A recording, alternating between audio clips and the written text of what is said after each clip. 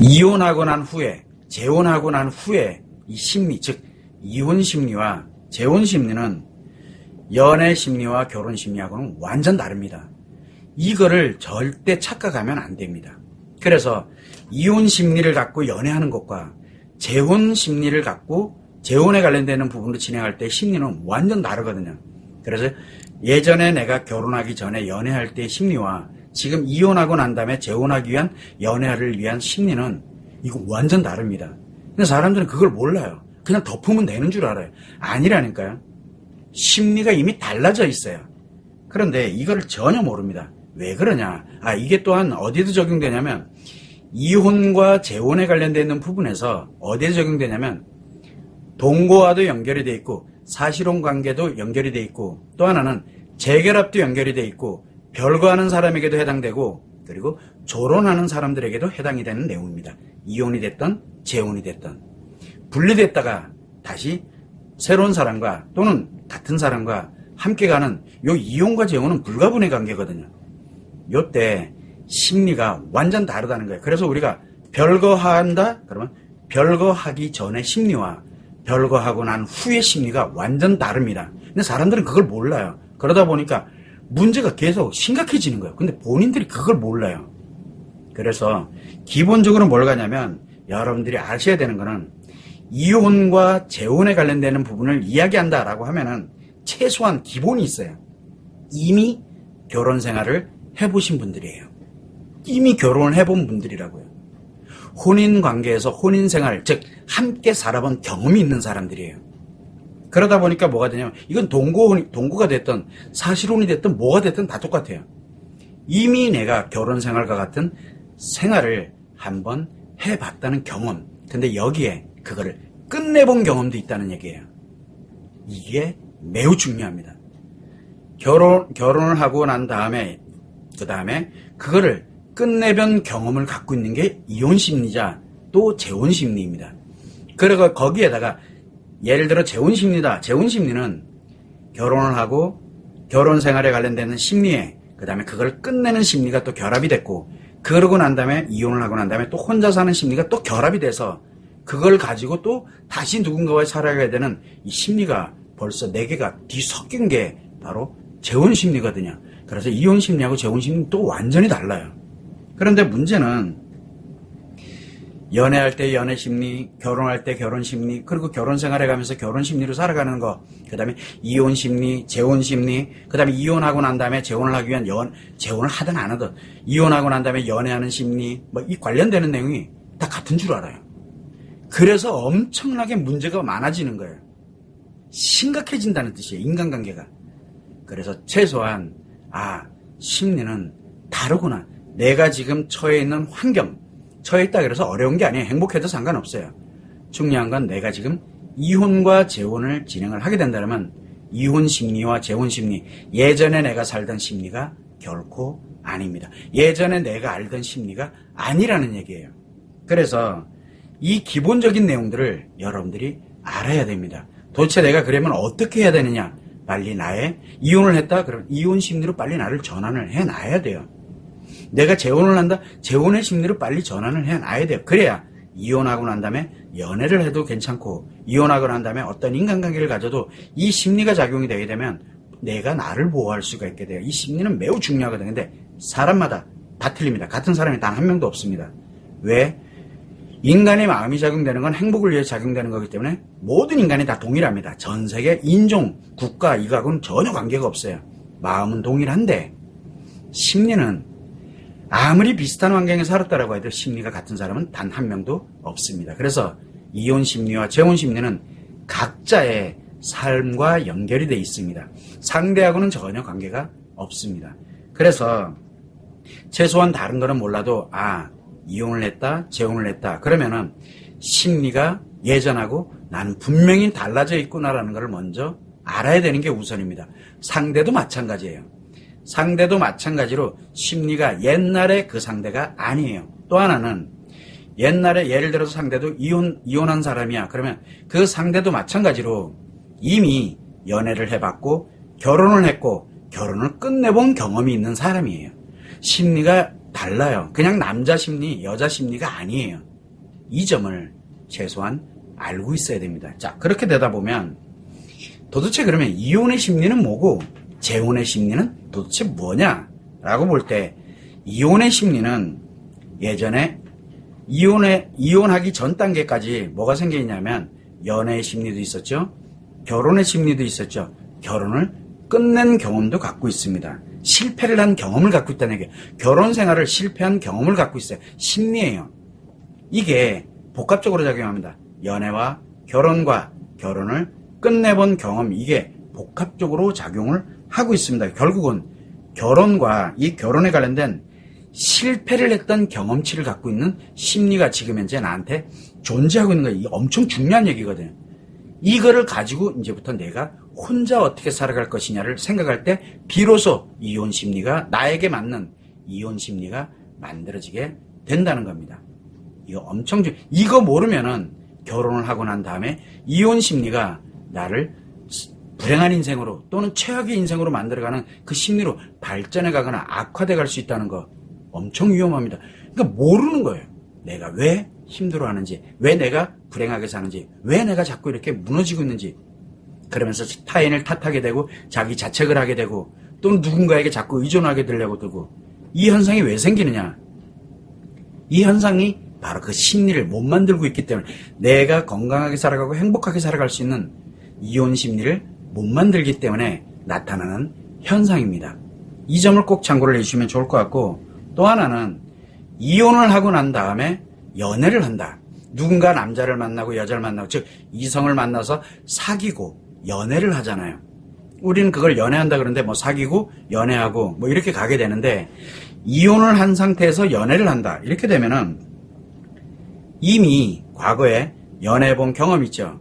그 다음에 그래서 결혼을 해본 경험도 있죠. 그리고 결혼을 실패해본 경험도 있죠. 거기에 혼자 살았던 경험도 가지고 있죠. 이게 결합이 돼 있습니다. 이게 섞여 있다고요. 그러다 보니까 상처와 트라우마에 관련되는 게 매우 중요합니다. 왜 그러냐? 내가 연애할 때, 결혼할 때, 실패했을 때, 혼자 살 때 만들어졌던 나의 상처와 트라우마에 대한 보상 심리가 작용하는 게 바로 이 이혼하고 난 다음에 만들어지는 연애 심리, 보상 심리입니다. 이 보상 심리가 움직이고 있다는 걸 빨리 알아야 돼요. 그래서 상대에게 이게 자칫 잘못하면 치명적인 게 될 수도 있다라는 거, 매우 위험하다는 뜻이죠. 그래서 이런 부분들이 지금 내가 이혼을 하고 난 다음에 이성을 만났을 때 나에게서 발생할 심리적인 또 변화가 일어나게 되는데, 이런 변화가 이렇게 진행되겠구나라는 것도 알고 있어요. 기본만 알고 있으라는 얘기예요. 그러면 어떻게 해요? 라고 할 때는 간단해요. 그냥 무료 이메일 상담 있어요. 무료 상담 신청서. 그걸로 상담 신청을 하시면 제가 어떻게 하시면 됩니다라는 거, 구체적인 방법은 그렇게 해서 내용을 제가 보내드리게 될 겁니다. 그러니까 다 무료니까 걱정하지 마시라는 뜻이에요. 일단은 먼저 여러분들이 그 심리, 이런 게 있구나. 맞아, 그렇지, 나 결혼했었구나 참. 맞아, 내가 결혼 한번 실패해본 경험이 있지. 하루를 살았던, 열흘을 살았던, 10년을 살았던, 중요한 건 결혼을 해본 경험, 그리고 실패를 해본 경험을 갖고 있다는 게 대전제예요, 지금요. 자, 그러고 난 다음에 내가 이제 재혼을 해야 돼. 그러면 이 재혼할 때는 과연 도대체 어떤 심리가 일단은 작용을 하게 되느냐? 참 재밌죠? 옛날에 연애에 관련되는 거, 결혼의 심리도 있었죠. 그 다음에 결혼을 실패한 심리도 가지고 있죠. 그리고 이혼한 심리도 있었죠. 이혼 후 연애하는 심리도 이 5개가 뒤섞입니다. 5개가 뒤섞여요. 그리고 그걸 근거에다 두고서 이제 다시 결혼 생활을 해야 되는, 재혼에 관련된 그걸 근거에다 두고서 재혼 생활을 해야 되거든요. 이럴 때 과연 그럼 내가 어떻게 재혼을 하면서 재혼 생활을 해나가면서 나를 행복하게, 또 나와 함께 가는 배우자, 나와 함께 가는 자녀들이 어떻게 행복하게 만들어, 그 방향을 향해서 갈 때 바로 재혼 심리가, 나에게 맞는 행복의 재혼 심리가 형성이 되게 됩니다. 그런데 기본을 모르면 형성이 될 수가 없게 되는 겁니다. 그래서 이 재혼의 심리에 관련되는 부분에 갈 때는 결혼과 실패에 관련되어 있는 그런 트라우마가 매우 중요합니다. 지금까지 오기 전에 트라우마가 왜? 보상 심리가 작용. 근데 결혼을 재혼이라는 거를 보상 심리를 위해서 간다는 이건 말이 안 되는 얘기잖아요.